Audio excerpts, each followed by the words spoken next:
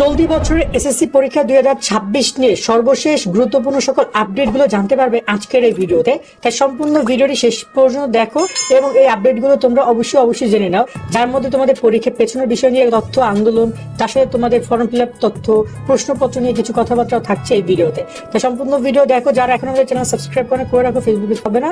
এবার একটু কথা বলি তোমাদের আপডেটগুলো নিয়ে। দেখো, অলরেডি কিন্তু তোমাদের পরীক্ষার পেছনে নিয়ে একটা কথাবার্তা হচ্ছে, কারণ মানবিক এবং ব্যবসায়িক শিক্ষার্থীদের মধ্যে কোনো বন্ধ নাই। সেক্ষেত্রে অনেকে বলছে যে পরীক্ষাটা পিছিয়ে, এই পরীক্ষাগুলো পিছিয়ে দিতে বা মাঝখানে বন্ধ দিতে। আমি তোমাদেরকে পয়েন্টে একটু কথা বলতে চাই যে শিক্ষা মন্ত্রণালয় রাইট নাও কোনো প্রকার রুটিন পরিবর্তন করবেন, এটা তোমরা শিওর থাকো। তবে যদি দেখা যায় বিষয়গুলো নিয়ে তোমরা বেশি কথা বলো, তারা যদি মনে করে যে জিনিসগুলো চেঞ্জ করা দরকার, সেটাও তারা হয়তো ফেব্রুয়ারিতে করতে পারে, অথবা তারা এটা তোমাদের এপ্রিলের মার্চ মাসের শেষের দিকে করতে পারে। কারণ পরীক্ষার আগের দিনও রুটিন পরিবর্তন হওয়ার রেকর্ড আছে, সেই জিনিসগুলো তারা হয়তো তখন চিন্তা ভাবনা করতে পারে। বাট এই মুহূর্তে তারা কোনো কিছু মনে হয় না চেঞ্জ করবে। তবে তোমরা যদি মনে করো যে বিজ্ঞান, মানবিক এবং ব্যবসা বিভাগের শিক্ষার্থীরা যে তোমাদের এই পরীক্ষার মধ্যে গ্রুপ সাবজেক্টের পরীক্ষার মধ্যে আরেকটু বন্ধ দেওয়া উচিত, সেটা আসলে তোমাদেরই তোমাদের হচ্ছে সচেতন হতে হবে এবং এটা নিয়ে কথা বলতে হবে। আমরা তো অলরেডি ইউটিউবে, ফেসবুকে ভিডিও আপলোড করে দিয়েছি যে এই রুটিনটা পিছনে দরকার বা এই পরীক্ষার মাঝখানে কিছুদিন বন্ধ দেওয়া দরকার। এটা যৌক্তিকতা আছে, কথা তোমাদের বলতে হবে। তবে শিক্ষা মন্ত্রণালয় করবে না বলে আমি তোমাদের আপাতত এটা ইনশিওর করছি।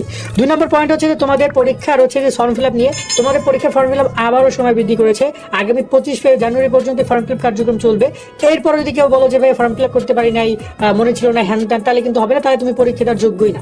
ফর্ম ফিল আপ বন্ধু সবাইকে দেখো কে ফর্ম ফিল আপ করেন, ওদেরকে ফোন টোন দিয়ে ফর্ম ফিল আপ করাই নিও, ফর্ম ফিল আপ করাই নিও।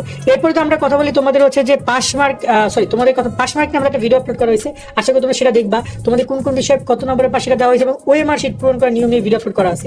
এই দুইটা ভিডিও খুবই ইম্পর্টেন্ট, ভালো করে দেখে নিও এই ভিডিও দুইটা। ইউটিউব এবং ফেসবুকে তোমরা এই ভিডিওর নিচেটাই তোমরা সেই ভিডিওগুলো পেয়ে যাবা। প্রশ্নপত্র নিয়ে কিছু গুরুত্বপূর্ণ তথ্য দিয়ে রাখি। অনেক শিক্ষার্থী বলছে প্রশ্ন কি নতুন নিয়মে হবে, কঠিন হবে নাকি সহজ হবে, এই ব্যাপারটা একটু ক্লিয়ার করে দিতে চাই যে প্রশ্ন তো অফকোর্স নতুন নিয়মে হবে, কারণ নতুন করে যুক্ত করা যে সংক্ষিপ্ত প্রশ্ন নামে একটি পয়েন্ট, যার কারণে দেখা যায় প্রশ্ন একটু হলো দেখা যায় বিশৃঙ্খলা তৈরি হবে প্রশ্নের মধ্যে, যেটা আগে ছিল না। আগে শুধুমাত্র ডাইরেক্ট সৃজনশীল ছিল, বাট এখন শুরুতে তোমরা পাবা 10টা বা 15টা করে সংক্ষিপ্ত প্রশ্ন, দেন তুমি সৃজনশীল গুলো পাবা। এই বিষয়টা আগে মাথায় রাখো। সেকেন্ড একটা বিষয় হচ্ছে যে এই প্রশ্নগুলো খুব বেশি টাফ করবে না, মানে বিভিন্ন রকমের প্রশ্ন করে, কিন্তু অলরেডি কিন্তু তোমাদের প্রশ্ন তৈরি, এখন ছাপাবে তারা, এবং প্রায় কয়েক কোটি কপি হবে প্রত্যেকটা প্রশ্নের বিভিন্ন বোর্ডের অধীনে। সো প্রশ্নের ছাপানো বা এই কার্যক্রমগুলো যখন যা হবে আমরা তোমাদেরকে জানিয়ে দেওয়ার চেষ্টা করবো। এবং প্রশ্ন কঠিন হবে নাকি সহজ হবে, এটার একটা পুরো কোন কোন সাবজেক্টের প্রশ্ন গত বছর কেমন হয়েছিল, চলতি বছর কেমন হতে পারে, তার একটা সামগ্রিক একটা আপডেট আমরা তোমাদেরকে একটা স্পেসিফিক ভিডিও ইনশাআল্লাহ দেওয়ার চেষ্টা করবো।